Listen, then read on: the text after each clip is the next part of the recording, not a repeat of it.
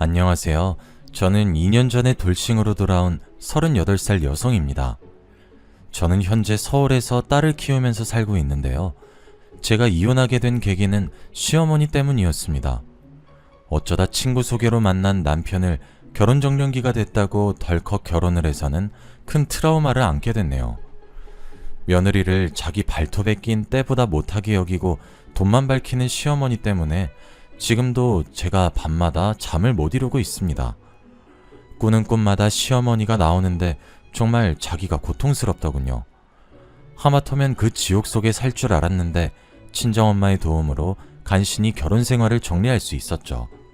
제가 오늘 이 사연을 작성하는 이유는 딱 하나뿐입니다. 시댁살이는 생각보다 녹록치 않다는 걸 말씀드리고 싶으니 어렸을 때 일부터 차근차근 말씀해드리도록 하겠습니다. 제 부모님은 두 분 다 택시 운전을 하셨어요. 아버지는 제가 어렸을 때는 트럭 운전을 하셨는데 크게 사고가 난 다음에 트럭 운전을 접고 다른 일을 하시다가 택시 운전을 하게 되셨죠. 엄마는 성격이 남자답고 화통하셔서 결혼하기 전부터 여러 가지 일을 하시다가 아버지를 따라서 택시를 몰게 되셨습니다. 밤늦게 운전을 하다 보면 술에 취한 남자 손님들이 간혹 엄마가 여자라고 우습게 여기고 짓궂은 농담을 던지는 일이 잦았습니다. 게다가 요금으로 시비를 경우가 있었는데 엄마는 그런 일에 휘둘리지 않고 야무지게 대처하시곤 했죠. 진상 손님을 만나거나 싸움에 휘말리게 될 뻔한 이야기는 늘 퇴근 후에 전해 듣곤 하였습니다. 한 번은 젊은 청년 둘이 목적지에 도착하자 택시 요금 문제로 시비를 걸었다고 합니다. 아줌마, 왜 뺑뺑 돌아서 오는 거야? 돈 더 받아내려고 그러는 거지? 엄마는 어이가 없었지만 웃으면서 대답했죠. 일부러 돌아서 온 게 아니라 안 막히는 길 찾아서 빨리 오려고 그랬던 거예요. 아줌마 말을 어떻게 믿어요? 3,000원 빼고 받아. 청년들은 지폐를 꺼내 엄마한테 던지고 내렸다고 해요. 엄마는 좋게 넘어가려고 했지만 대가리에 피도 안 마른 아들 같은 놈들에게 무시를 당하자 화가 나서 따라 내려서 그놈들을 잡았다고 하죠. 야, 이것들이 요금을 떼먹고 도망을 가? 당장 3,000원 내놔. 이 아줌마가 오늘 죽고 싶어서 환장을 했나? 왜 이래? 오냐, 누가 죽는지 한번 보자. 니들 따라와. 엄마는 양손에 두 놈의 멱살을 잡고 공원으로 끌고 가서 주먹질을 했다고 합니다. 다른 사람이 그랬으면 큰일 날 뻔했다고 걱정을 했을 테지만 저희 엄마는 초등학교 때부터 태권도를 시작했고 고등학교 때는 선수로 활동을 했습니다. 덕분에 청년들은 주먹 한 번 쓰지 못하고 묵사발이 되도록 얻어 터졌다고 해요. 엄마의 호탕한 성격은 초등학생 때부터 알고 있었습니다. 저를 괴롭히는 남자애들이 있단 소리를 듣고 엄마가 무작정 학교 교무실로 쳐들어갔거든요. 그리고는 담임선생님에게 애들 교육 똑바로 시키라고 소리를 지르기도 하셨어요. 동네 사람들도 엄마 성격을 알고 있어서 웬만하면 엄마의 성질을 건드리지 않으려고 조심했습니다. 그렇지만 저는 엄마와 전혀 달랐어요. 부끄러움을 많이 타서 남들 앞에 나서는 걸 싫어했고 내성적이고 소심한 성격을 가지고 있었어요. 그래서 진상 손님을 폭행해 경찰서로 오간 적 있는 엄마와 달리 저는 있는 듯 없는 듯 조용히 지내왔죠. 불의를 당하면 못 참고 불같은 성격 탓일까요? 부모님은 밤낮으로 택시를 몰면서 일을 하셨지만 저희 집안 형편은 그렇게 넉넉해지지 않았어요. 예전에 아버지가 2억이 넘는 대형 트럭을 할부로 사셨는데 불과 1년 만에 트럭이 전복되는 큰 사고가 났거든요. 다행히 아버지는 많이 다치지 않았지만 트럭은 심각하게 부서져서 폐차를 해야 했죠. 사고 처리 비용과 할부금은 고스란히 빚으로 남게 되었어요. 그 빚을 아무리 갚아도 끝이 없었죠. 조금 줄어드는가 싶으면 무슨 일이 터져서 또 돈을 쓰는 일이 생겼으니까요. 그래서 저도 열심히 벌어서 생활에 보태야 했어요. 그렇게 6년을 보내자 빚은 거의 사라졌고 약간의 돈도 모을 수 있게 됐는데요. 1년 전에 결혼한 친구가 오랜만에 만나자고 하더군요. 그러더니 절 보자마자 하는 소리가 남자친구 이야기였습니다. 은주야, 너 남자친구 없지? 그래, 내가 모태솔로라고 몇 번 말해. 은주야, 너 내일 모레면 30이야. 설마 독신주의자는 아니지? 남자 만날 생각 있는 거지? 어떻게 만나야 할지 몰라서 그렇지. 나도 연애 한번 해보고 싶다. 내가 괜찮은 사람 소개시켜줄게. 사촌 오빠 친구인데 잘생기고 직업도 괜찮더라. 1년 전에 결혼을 한 친구가 남자를 소개시켜주겠다고 해서 만나보았습니다. 회사 근처 카페에서 만났는데 성격도 밝고 배려심도 좋으셨어요. 제약회사 연구원으로 근무하고 있다고 해서 저도 마음에 들었죠. 그래서 두어 달 만남을 이어가다가 정식으로 프로포즈를 받게 되었어요. 아무래도 제 남편이 저보다 나이가 7살이나 더 많아서 결혼이 급한 상태였죠. 저도 그때는 나이가 차면 누구든 당연히 하는 게 결혼이라고 생각해서 아무 생각 없이 남편의 청혼을 받아들였습니다. 그것이 제 인생의 첫 번째이자 가장 치명적인 실수가 될 줄은 꿈에도 몰랐어요. 시어머니를 뵈러 갔을 때 결혼을 무르자고 하길 그랬어요. 그때부터 느낌이 이상했거든요. 네가 지영이니? 오느라 고생 많았다. 광규한테 들었는데 부모님께서 택시라고 계신다며? 네, 두 분 모두 택시하고 계세요. 시어머니께서는 자신이 잘못 듣길 바라셨나봐요. 웃고 있던 시어머니 얼굴이 확 굳어지더니 실망한 표정이 역력해지셨습니다. 그래, 두 분 다 힘들게 사시는구나. 그래도 집은 있겠지? 아니요, 전세로 살고 있어요. 시어머니는 아예 대놓고 한숨을 쉬고 계셨어요. 그리고 차가운 표정으로 마치 검사가 범인을 취조하듯이 물었어요. 모아둔 돈은 얼마나 있어? 땅이나 주식도 전혀 없는 거야? 모아둔 돈은 없고 얼마 전에 빚만 겨우 다 갚았어요. 그 말을 듣고 시어머니께서 기가 찬단 표정을 지으시더라고요. 모아둔 돈도 없는데 어떻게 결혼을 하니? 내가 말이 좀 심한 것 같아도 이건 아닌 것 같다. 결혼이 현실이야, 얘. 너는 어쩌자고 준비도 안 된 날 데리고 와서 결혼하겠다는 거니? 시어머니께서 남편에게 타박을 늘어놓으셨지만 남편은 똑부러지게 제 편을 들어주었어요. 내가 모아둔 돈 있으니까 괜찮아. 초가에 돈이 있든 없든 뭐가 중요해. 뭐? 네가 모아둔 돈으로 결혼식 올리고 집도 살 거니? 그럼 나중에 무슨 돈으로 살려고? 엄마도 이제 다 늙어서 돈 벌 수도 없다. 이제 너한테 용돈 받으면서 살아야 할 나이야. 이러다 너한테 덕 볼 게 아니라 죽을 때까지 돈 벌면서 도와줘야겠다. 엄마한테 도와달라고 안 할게. 걱정하지 마. 우리가 얼른 자리 잡아서 엄마 일 안 하게 해줄 거니까 돈 문제 때문에 결혼 반대하지 마. 내가 노력할게. 남편이 시어머니를 잘 타일러서 좋게 넘어가려고 했는데도 시어머니께서 저희 집이 가난하고 보잘것없다고 무시하시더라고요. 혼수를 준비하는데도 사사건건 트집을 잡았어요. 뭐? 여기에서 가구를 보겠다고? 이런 데서 살면 뭐 몇 개월이나 쓰겠니? 이왕 쓸 거면 명품으로 사야지. 하긴 명품이 뭔지도 모르는 네가 돈이 어디 있겠어? 됐다.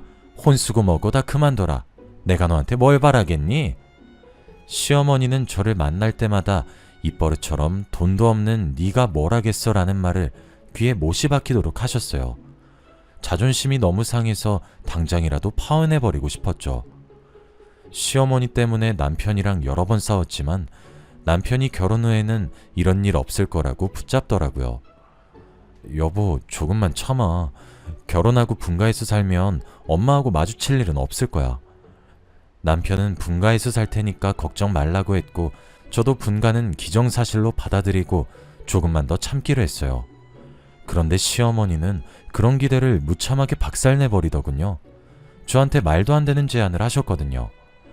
얘야, 혼수 같은 거 준비하지 말고 3년만 시집살이 해라. 3년만 제대로 하면 필요한 거 다 사주마. 네? 들어와서 살라는 말씀이세요? 그래, 내가 다 해줄 테니까 들어와서 살라고. 왜? 그러긴 싫니? 아니요. 갑자기 그러시니까 저도 놀래서 그랬어요. 없는 형편에 살림살이나 제대로 하겠니? 딱 봐도 내 도움 없으면 살기 힘들겠구먼. 네 친정 생각해서 한 푼이라도 아껴야지. 안 그래? 시어머니께서 이제는 친정을 들 먹였어요. 집을 구해줘도 살림살이를 장만하지도 못할 테니 그냥 시댁에 들어와서 살라는 거였죠. 저를 위해주는 척 자기 옆에 앉혀두고 피가 마를 정도로 달달 볶아대려는 것 같았어요. 그래서 얼른 남편한테 가서 어떻게든 시어머니를 말려보라고 말했습니다. 여보, 어머님이 하는 말 들었어? 우리 살림 합치겠대. 당신이 가서 우리 분가해서 살겠다고 해. 살림살이 같은 건 내가 얼마든지 장만할 수 있어. 알았어, 내가 엄마 설득해볼게. 당신은 신경 쓰지 마. 정말이지? 진짜로 잘 말해서 우리 분가시킬 거지? 그래, 내가 잘 말해볼 거니까 행여나 이상한 말 하지 마. 하지만 남편 말과는 달리 시어머니께 아무 말도 안 하는 것 같았죠. 시어머니 눈치만 보면서 분가는 말도 꺼내지 않았거든요. 남편을 닥달해봤자 언성만 높아질 것 같아 답답한 마음에 친정엄마에게 전화를 걸었습니다. 친정엄마도 제 말을 듣고 기분이 나쁘다고 하셨지만 있는 집안 여자들은 원래 그런 법이니 우리가 이해하자고 하셨어요.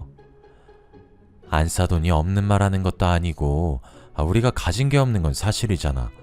기분이 나쁘고 화가 나도 참아야지. 괜히 트집 잡히지 마라. 며칠 후에 상견례 할 때 내가 정중하게 분가시켜달라고 말해볼게. 엄마가 잘 말해줄 거라는 생각에 상견례 날만 기다렸습니다. 드디어 상견례 날이 다가오자 묘한 긴장감 속에서 거만하게 굴 시어머니를 생각하니 벌써부터 속이 불편해졌죠. 몇 번이나 심호흡을 하며 예약해놓은 식당으로 가니 시어머니께서 예상 밖의 모습을 보이셨습니다. 친정엄마의 얼굴을 본 시어머니가 얼굴이 하얗게 질리셨거든요. 게다가 저희 엄마도 깜짝 놀란 채 시어머니의 이름을 부르고 계셨습니다. 아니, 너 경미 아니니? 그래, 은미야. 오랜만이다. 정말 세상이 좁구나. 옛날에 우리 친했던 거 기억나니? 이제는 사돈지간이 되고 세상 오래 살고 볼 일이다. 시어머니와 친정엄마가 친구라고 하기에는 너무 어색해 보이더군요. 엄마는 시어머니를 보자마자 몸을 뒤로 젖힌 채 실소를 짓고 있었고, 시어머니는 기가 죽어서 고개를 푹 숙이고 엄마의 얼굴을 쳐다보지 못했어요. 거기다가 그동안 시어머니께서 한 짓을 엄마가 직접 이야기하기 시작하니 시어머니가 화들짝 놀라 그런 거 아니라고 부인하고 있더군요. 그런데 경미야, 네가 우리 집에 돈이 없다고 그렇게 무시하고 구박을 했다던데 우리 딸이 오해하고 있었던 거지? 그런 거 아니야. 내가 왜 며느리 될 애를 구박하겠어? 절대 그런 일 없었어. 이번에도 오해한 거였구나. 예전에도 내 친구 왕따 시켰다가 내가 물어보니까 아니라고 했잖아. 그때 소문이 너무 안 좋게 들려서 왕따 시킨 게 맞다고 생각했는데 이번에도 내가 오해한 거였구나. 엄마가 오해라는 단어를 강조하자 시어머니께서 어깨를 움찔거리셨어요. 맞아, 오해한 거야. 내 말투가 워낙 세서 다들 오해하더라고. 며느라, 미안하다. 내가 너무 직설적으로 말하는 편이라 네가 상처받았나 보네. 네? 네, 괜찮습니다. 저 하나도 상처 안 받았어요. 시어머니께서 금방이라도 울음을 터뜨릴 것처럼 완전히 울상이 되셔서 괜찮다고 말할 수밖에 없었습니다. 남편도 시어머니가 겁을 먹으신 모습을 처음 보았는지 의아스러운 표정이었죠. 어색한 침묵이 흐르자 남편이 귓속말로 무슨 일이 있었는지 아냐고 묻더군요. 저는 당연히 예전에 들었던 학창시절 이야기를 이야기하지 못했죠. 아버지께서 엄마가 예전에 일진이었다고 농담을 하셨거든요. 웃으면서 이야기하시길래 저는 당연히 진짜가 아니라고 생각했어요. 지영아, 너네 학교에 아직도 일진 있니? 선배한테 들었어. 그런 애들이랑 말도 안 섞으니까 걱정하지 마. 너네 엄마도 예전에 일진이었는데. 뭐? 엄마가? 제가 깜짝 놀라서 엄마를 쳐다보니까 엄마 얼굴이 빨갛게 달아올라 있더라고요. 당황하셨는지 갑자기 아버지 밥그릇을 툭툭 치더니 잔소리를 하기 시작하셨어요. 밥 먹다가 갑자기 왜 뚱딴지 같은 소리야. 쓸데없는 소리 하지 말고 밥이나 먹어. 엄마, 진짜로 일진이었어? 옛날 애들 삥도 뜯고 다닌 거야? 아휴, 삥은 무슨. 난 그런 짓 한 적 없어. 그리고 당신은 왜 다 친한 일을 꺼내고 그래? 아니, 당신이 예전이랑 너무 많이 달라져서 장난 좀 쳐봤어. 그럼 당신은 예전이랑 똑같나? 선생들 몰래 삥 뜯다가 구렛나루 쥐어뜯긴 것도 말해줘? 그 이야기는 왜 꺼내? 삥 뜯은 게 아니라 애들이랑 장난치다가 장난은 무슨 매일 삥 뜯는 걸로 유명했으면서. 저는 당연히 엄마와 아버지가 중매로 만난 줄 알았어요. 제 친구들 부모님 소개로 만났다길래 우리 부모님도 그러겠거니 했는데 학창시절부터 서로를 알고 있을 줄은 꿈에도 몰랐죠. 제가 둘이 어떻게 친해진 거냐고 물으니까 아버지는 어떻게 엄마를 만나게 되었는지 말해주었어요. 엄마와 아버지는 학창시절에 공부는 뒷전이었고 흔히 노는 무리들하고 어울렸다고 합니다. 엄마는 태권도를 계속하면서 자연스럽게 공부랑 담을 쌓았고 아버지는 집안이 넉넉하지 못해서 시장통 뒷골목에서 살았다고 해요. 그러다 보니 집안 사정이 비슷한 또래들끼리 어울려 다니면서 여러 가지 사고를 쳤다고 합니다. 엄마는 체격도 좋았고 태권도로 다져진 실전 기술이 있어서 남자든 여자든 시비가 붙으면 피하는 법이 없었다고 하는데요. 싸워서 진 적이 한 번도 없었다는 말에 평범해 보였던 엄마가 다시 보였죠. 엄마가 남자랑 싸웠는데 다 이겼다고? 말도 안 돼. 나도 싸움은 한가닥 했는데 네 엄마한테 깨졌어. 그게 고등학교 2학년 때였나? 엄마의 싸움 실력을 알아본 일진들이 엄마를 꼬드겨서 한동안 일진들이랑 어울렸다고 해요. 겁이 없었던 엄마와 친구들은 길거리를 돌아다니다가 남학생들과 시비가 붙은 적이 있었다고 합니다. 그때 아버지가 엄마와 1대1로 붙었는데 졌다고 하죠. 그날 이후로 마주치기만 하면 으르렁거리던 사이가 미운 정이 생겨서 결국에는 사귀게 되었다고 하는데요. 졸업 후에도 계속 만나다가 5년 후에 결혼해서 저를 낳았다고 합니다. 엄마와 아버지가 이런 과거를 갖고 있어서 시어머니도 저를 못살게 구는 걸 멈췄나 봅니다. 그날 이후로 제 결혼 생활이 완전히 달라졌거든요. 저희 부부 뜻대로 당연히 분가를 하게 되었고 결혼 후에도 저는 계속 직장을 다닐 수 있게 되었습니다. 애를 낳을 때까지는 사회생활을 계속할 생각이었고 시어머니도 허락을 하셨어요. 게다가 집안일도 시어머니께서 알아서 해주시더군요. 덕분에 저는 시어머니가 차려주는 아침을 먹고 출근할 수 있었습니다. 집에 돌아와서도 집안일을 할 필요가 없었어요. 시어머니께서 시댁과 저희 집을 오가면서 집안일을 도맡아서 하셨습니다. 제가 하겠다고 말려도 기어코하시겠다고 하더라고요. 어머님, 집안일은 제가 알아서 할 테니까 이제 오지 마세요. 계속 이러시면 제가 부담스러워요. 아니야, 내가 좋아하는 일이니까 넌 신경 쓰지 말고 회사 일만 열심히 하거라. 도대체 어머님의 학창시절이 어땠길래 이렇게 변해버리신 걸까요?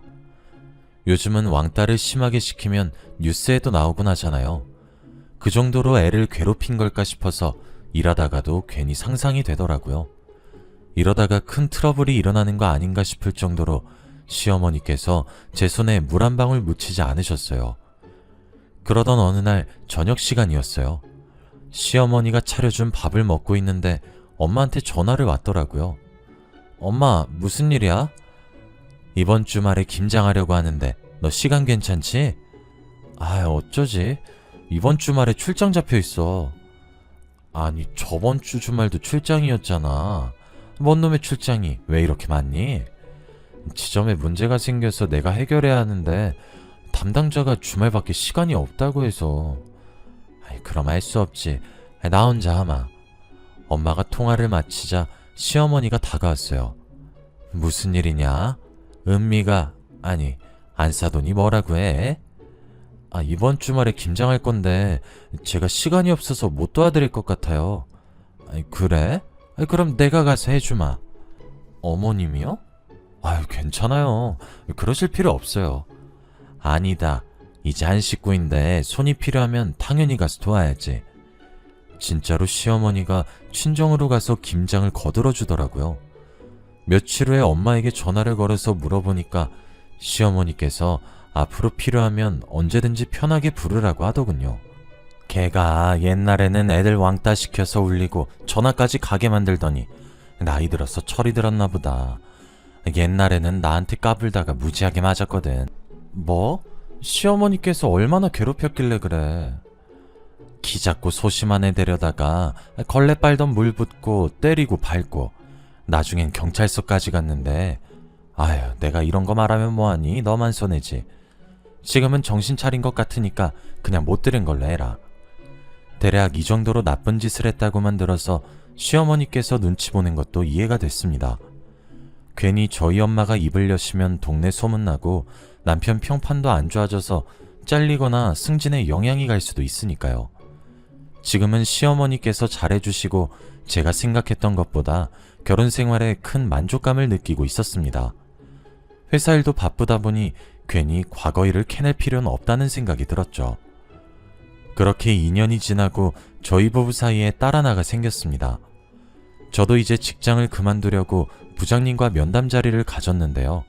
부장님께서 한사코 말리시더라고요. 장대리, 지금까지 고생해놓고 이제 와서 왜 그만두려고 그래? 애 낳고 지금까지 잘 다니고 있었잖아. 이제 곧 승진할 텐데 계속 근무해. 그동안 고생한 보상은 받아야지. 그치만 저희도 자녀 계획이 더 있어서 가정에 충실하고 싶은데 장대리가 지치고 힘들어서 이러는 거 이해해. 그런데 애 한 명 더 가질 거면 돈이 더 필요할 거 아니야. 곧 있으면 좋은 소식 생길 거니까 좀만 더 기다려보자. 부장님께서 저를 붙잡으려고 괜히 하시는 말씀이라고 생각했습니다. 그런데 진짜로 몇 달 뒤 승진을 하게 되었죠. 연봉도 오르고 더 편하고 좋은 조건으로 일하게 되어서 그만두지 말까 고민이 되었죠. 퇴근 후 저녁 식사 자리에서 이 고민을 털어놓으니 시어머니께서 나서서 이야기해 주시더군요. 길게 고민할 거 없다. 네가 직장생활 하고 싶으면 계속해. 애는 내가 맡을 테니 걱정하지 마라. 정말요? 어머님 정말 감사해요. 대신에 이제부터 집안일은 제가 다 할게요. 어머님은 애만 봐주세요. 오니야, 앞으로 그렇게 하자. 시어머니 덕분에 워킹맘으로 근무를 이어나갔고 저는 이제 계장님이라고 불리게 되었습니다. 시어머니의 도움으로 일을 하는 사이에 회사에서 3년을 버틸 수 있었죠. 그러다가 한 신입이랑 친하게 지내게 되었는데요. 성격이 싹싹하고 부침성이 좋아서 여직원들에게 인기가 정말 좋았어요. 미혼인 여직원들이 모이기만 하면 신입 이야기를 하더라고요. 태승씨 있잖아. 성격 좋고 인물만 헐칠한 게 아니라 업무 능력도 완전 짱이야. 신규 사업 발표도 태승씨가 속해 있는 팀이 맡을 거래. 잘생기고 능력 있는데 여자친구도 없다며? 누군지 몰라도 태승씨하고 사귀는 여자는 대박이겠다. 그 대화만 엿들어도 여직원들의 인기를 한몸에 독차지하고 있는 것 같았죠. 그런데 그런 신입이 저한테 관심을 가지니까 이상하더군요. 저보고 단둘이 커피를 마시자고 하더니 누나라고 부르겠다고 하는 거 있죠? 뭐? 누나? 너 커피 마시고 취했니? 커피에 술이라도 탄 거야? 상사한테 누나는 좀 아니다. 계장님 보니까 어릴 때 죽은 친누나가 생각나서 그래요. 뭐? 친누나? 네, 회사 밖에서만 누나라고 부르면 안 될까요? 신입이 간절하게 쳐다보면서 말하는데 안 된다고 말할 수가 없었어요. 회사 밖에서 볼 일이 없을 테니 그러라고 둘러대고 얼른 자리를 피하고 말았죠. 그런데 그 뒤로 신입이 자꾸만 친한 척을 하기 시작했어요. 처음에는 누나처럼 생각해서 그런 거라고 생각했는데 이제는 점점 제게 딴 마음을 품고 있을 거란 상상이 들더군요. 그러다가 어이없는 엄청난 사건이 터지고 말았어요. 신입이랑 같이 창원에 있는 공장으로 출장을 갔는데 현장 도착이 너무 늦어져서 난감한 상황이 펼쳐졌어요. 관계자들이 이미 모두 퇴근한 뒤였거든요. 기다리라고 미리 연락을 했어야 했는데 그걸 까먹다니. 누굴 탓할 수도 없는 노릇이라 하는 수 없이 하룻밤 모텔에서 묵게 되었어요. 신입이랑 같이 방을 쓸 수 없으니 당연히 방은 따로 잡았죠. 제가 묵을 방에 들어와서 불을 끄고 잘 준비를 하고 있을 때였습니다. 핸드폰을 보고 있었는데 실수로 카메라가 켜졌는데 TV 선반에 이상한 것이 보이더군요. 혹시나 하는 마음에 불을 켜고 선반이 있는 쪽으로 다가가 보았습니다. 선반에 있는 휴지과 티슈를 뒤져보니 몰래카메라가 있었습니다. 제가 놀라서 옆방에 묵고 있는 신입을 찾았습니다. 그랬더니 신입이 놀라서 방에서 나오더군요. 태승아, 방 안에 몰래카메라 있는 것 같아. 번쩍거리는 게 보여서 뒤져봤는데 이게 있었어.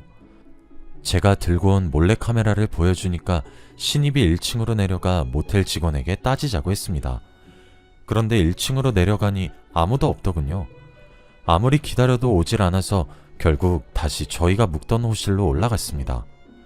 이 모텔에서 늦은 밤을 보내야 한다는 생각에 마음이 불편해지더군요. 몰래카메라가 어딘가에 또 숨겨져 있을 것 같아서 불안한 마음이 들었습니다. 신입도 그런 제 마음을 눈치챘는지 제 손을 끌어당기며 자기가 묵을 호실을 가리켰습니다. 잠자긴 글렀고 그냥 술이나 먹으면서 밤샐까요? 아무리 그래도 출장인데 에이, 한두 잔은 괜찮잖아요. 공장지대 근처라 술집도 보이지 않으니 그 편이 나을 거란 생각이 들었습니다. 근처에 편의점 하나가 있긴 했지만 파라솔 하나 없었거든요. 이렇게 더운데 밖에서 쪼그려 앉아 먹는 것보다 시원한 에어컨 밑에서 맥주 한잔 하고 싶긴 했습니다. 그래서 신입이랑 같이 편의점에 들려서 술과 안주를 사왔죠. 신입이 묵던 방 안에서 맥주 한 캔만 마시려다가 소주 한 병, 두 병을 더 먹게 되었습니다. 제가 그만 먹겠다는데 신입이 더 마시자며 술을 사오는 탓에 생각보다 취해버렸어요. 신입도 취했는지 갑자기 제 손을 잡더니 저를 그윽하게 쳐다보았습니다. 입을 맞출 것처럼 천천히 다가오길래 서둘러 피해버렸죠. 갑자기 너 왜 그러니? 누나, 나 취했나봐. 뭐? 누나? 너 미쳤어?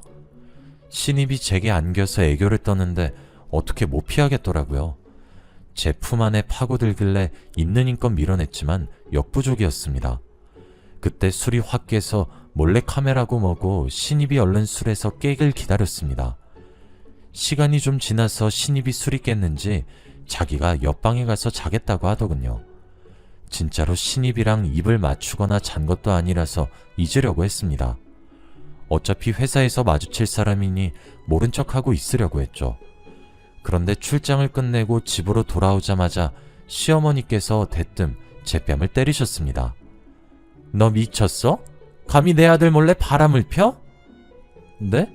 제가 바람이라뇨? 갑자기 무슨 짓이에요? 지금 몰라서 물어? 입이 있으면 어디 말이라도 해봐. 시어머니는 휴대폰에 있는 모텔의 CCTV 영상을 제게 보여주었어요. 저와 신입이 탄 차가 모텔로 들어갔고 둘이서 방에 들어가는 모습이 찍혀 있었죠. 뿐만 아니라 방 안에 있는 모습도 녹화가 되어 있었어요. 신입이 술에 취해 제게 안기는 장면까지 찍혀 있어서 누가 봐도 충분히 오해할 만한 상황이었습니다. 그래서 제가 어떻게든 설명을 해드리려고 했는데요. 어머님, 그게 아니라 출장 스케줄에 차질이 생겨서 급하게 들어간 모텔이었어요. 근데 제 방에 몰카가 있어서 신입이랑 같이 시간만 때우려고 술 마시다 사단이 난 거예요. 근데 이 신입이 술버릇이 좀 있어서 절 아는 것 뿐이에요. 진짜로 이 신입이랑 자거나 그런 사이 아니었어요. 뭐? 내가 네 말을 어떻게 믿어? 너랑 바람핀 놈이 전부 실토했다. 이래도 아니라고 잡아댈 거야? 바람이라뇨. 태승씨가 시어머니한테 찾아가서 다 말했다고요? 이 CCTV도 태승씨가 준 거예요? 그래, 우리 아들 몰래 태승씨 하면서 아주 친하게 지낸 모양이지? 너 같은 년 믿은 내 잘못이지. 내가 뭐하러 널 딸같이 챙겨줬나 몰라, 어? 시어머니가 잔뜩 흥분한 채 제 머리채를 쥐고 흔들었어요. 우리 회사 신입이 시어머니한테 CCTV 영상을 넘겼다니 도대체 무슨 사이길래 이런 짓을 저지른 걸까요? 설마 계획적으로 접근해서 제 약점을 만든 것은 아닐까 하는 생각에 머릿속이 복잡해지기 시작했어요. 그놈이 파놓은 함정에 빠졌단 생각밖에 안 들어서 속에서 분노가 치밀어 오르더군요. 어머님, 이러지 말고 손 놓으세요. 태승씨랑 무슨 사이예요? 무슨 사이길래 이런 짓을 한 거예요? 이런 짓이라니? 이게 미쳤나? 유부녀가 총각하고 바람 피워놓고 이렇게 뻔뻔할 줄이야. 몰카도 일부러 설치해 놓은 거죠. 어머님이랑 태승씨가 작당한 거잖아요. 작당하긴 뭘 작당해. 내가 너 신고해서 깜빵에 쳐넣을 거야. 저는 태승씨를 데려와 삼자대면 하자고 했지만 듣지 않으셨어요. 시어머니는 저를 바람난 년으로 몰아붙이면서 당장 이혼하라고 난리를 치셨죠. 게다가 친정을 찾아가서 엄마에게도 증거들을 보여주면서 절 치욕스럽게 만드시더라고요. 당연히 저희 엄마는 시어머니의 말을 믿지 않으셨습니다. 너 진짜야? 네가 이런 짓을 저지른 거야? 아니야, 나 억울해. 출장 갔다가 모텔에 몰카가 있어서 무서워서 시간만 때우려고 술 한잔한 거야. 진짜로 잔 것도 아니고 그런 사이 아닌데. 나한테도 이렇게 말하더니 그게 말이 된다고 생각하니? 학교 다닐 때도 나 괴롭히더니 딸 자식 가르쳤을지 안 봐도 뻔하다. 내가 미쳤지. 진작 이 결혼 말렸어야 했는데 결혼시킨 내가 미친 것이다. 엄마 진짜야. 내 말 좀 믿어줘. 어머니께서 CCTV를 어떻게 받으셨겠어? 태승 씨랑 무슨 작당을 한 것 같아. 이제 좀 인정하거라. 어떻게 끝까지 이럴 수 있는 거니? 내가 받은 상처는, 내가 받은 배신감은 어쩌고?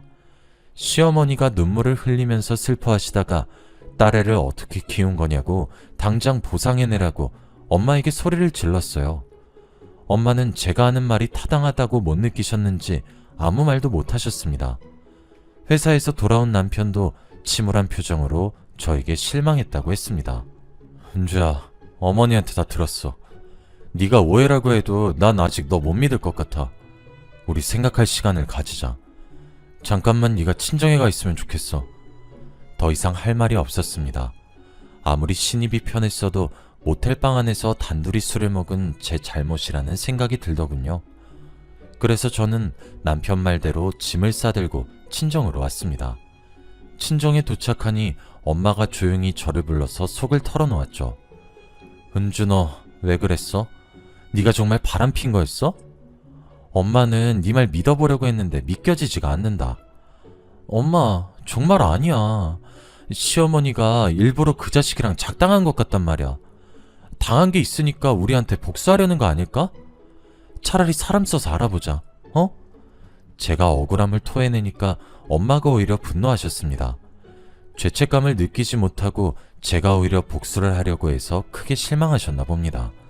부들부들 떨면서 폭언을 퍼부으시더군요. 뭐? 사람을 써서 알아보자고? 지금 네 외도 들켰다고 복수한다는 거야? 지금 뭘 잘했다고 입을 놀려? 이제 할 수 없다. 빚을 내서라도 위자료 달라는 대로 주고 갈라서야지. 경미 말대로 내가 딸을 잘못 키운 것 같다.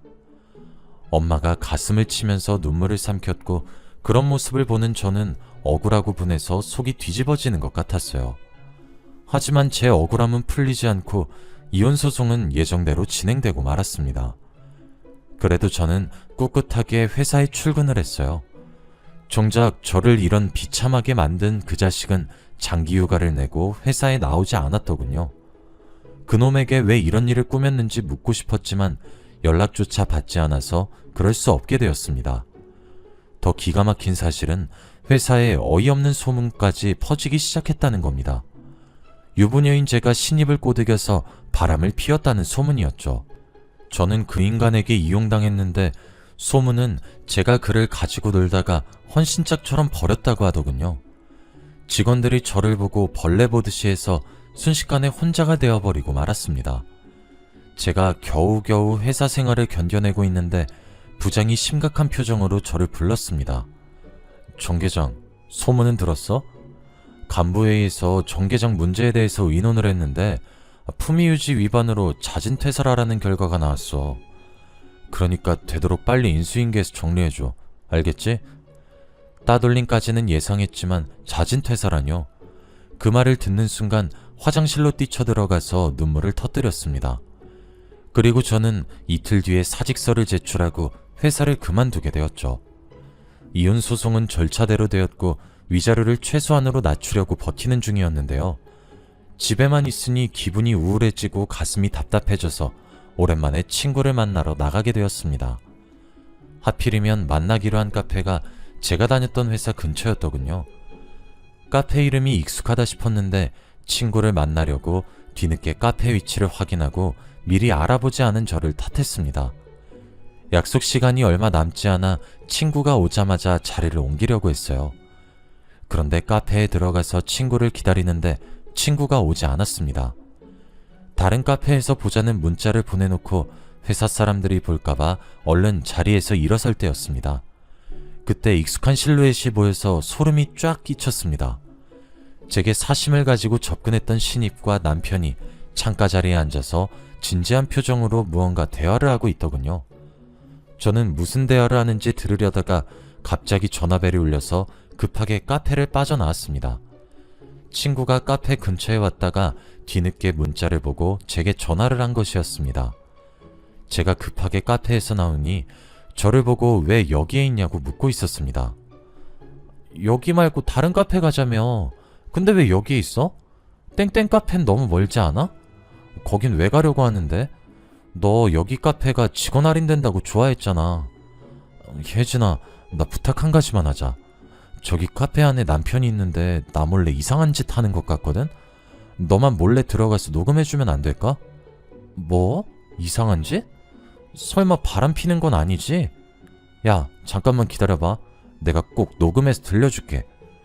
저보다 더 열이 받은 친구는 남편 뒷자리에 앉아서 녹음을 해주었습니다. 혹시나 들킬까봐 회사에서 멀리 떨어진 카페에서 기다리고 있었는데 1시간 후에 친구가 제가 있는 카페로 들어오더군요. 그리고 핸드폰으로 녹음한 충격적인 대화를 들려주었습니다. 그럼 약속한 3천만 원은 소송 끝나면 바로 주는 거죠? 당연하지. 최소한 1억은 뜯어낼 작정이야. 네가 고생 많았다. 에이, 이런 일은 제가 일가견이 있죠. 직장 사람들만 모르게 해주세요.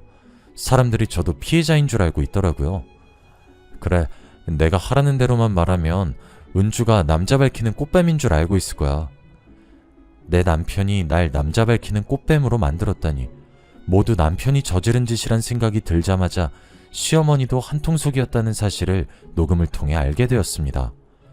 시어머니가 남편에게 학창시절 괴롭힘을 당했다는 거짓말을 해 저희 엄마는 물론 저까지 미워하게 만든 것이었습니다. 그리고 저를 이혼시키려고 불륜녀로 모함했던 거죠. 시어머니는 눈에 가시 같은 저를 쫓아내고 위자료는 덤으로 얻을 수 있으니 일석이조였던 겁니다. 화가 머리끝까지 난 저는 작정을 하고 회사 근처에 몸을 숨겼습니다. 그래서 퇴근하고 나온 신입의 멱살을 잡고 골목 쪽으로 들어왔죠. 너 지금 사기치고 있는 거 알고 있어? 나 녹음해놓은 증거 있으니까 바른 대로 말해. 녹음? 무슨 녹음을 말하는 건데요? 그리고 나 잘리면 어쩌려고 그래. 이러다 회사 사람들이 보겠어. 그래, 너랑 같이 골목으로 들어온 사람 많아. 내가 이번엔 네가 꼬신 거라고 소문 좀 내보려고. 어때? 너도 한번 권고사직 당해볼래? 거기에 사기죄까지 추가하려고 하는데. 사기죄? 장 계장님, 미안해요. 내가 비트코인을 했는데 실패해서 빚이 너무 많아서. 그런데 장 계장님 남편이 갑자기 나한테 접근하더니 장 계장님 꼬셔보라고 하는 거야. 둘이 있는 사진만 잘 찍어오면 돈 주겠다고 해서 얼떨결에 저질러 버렸어. 신입이 남편과 시어머니가 시킨 거라고 자백하길래 그 말을 녹음해 두었습니다. 그리고 그 녹음본을 엄마에게 들려주었죠. 엄마는 녹음된 걸 듣고 충격을 받고 입술을 꽉 깨물더니 제 손을 잡고 시댁으로 달려갔습니다. 시모는 당연히 우리를 보고 버럭 소리를 지르고 있더군요. 아니, 여기가 어디라고 찾아와? 썩 안 꺼져? 시어머니가 상황 판단을 하지 못하고 소금을 뿌리려고 하길래 엄마가 시어머니의 팔을 강하게 잡아챘습니다. 뭐? 썩 안 꺼져? 옛날 일은 다 잊고 인간적으로 잘 대해주려고 했는데 감히 내 딸한테 이런 짓을 저질러? 너 같은 년은 절대 용서 못해. 뭐?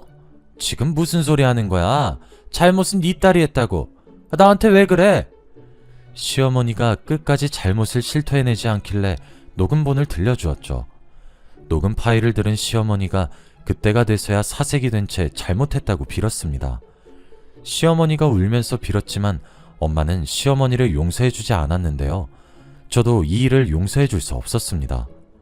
남편도 미안하다고 용서를 구하며 앞으로 이런 일이 없을 거라고 했지만 저는 위자료와 더불어 재산 분할을 청구하였습니다. 지금은 시어머니를 상대로 정신적 피해 보상까지 요구해서 모두 받아낸 상태인데요. 엄마 말로는 시어머니가 집을 처분할 정도로 전 재산을 토해냈다고 하더군요. 두 모자는 현재 월세방을 전전하는 신세가 되고 말았다고 합니다. 이게 다 오해와 잘못된 복수 방법 때문에 일어난 일이에요. 여러분은 무슨 일이 생기든 간에 상대방을 인격적으로 배려하면서 행복하게 살아가시길 바랍니다.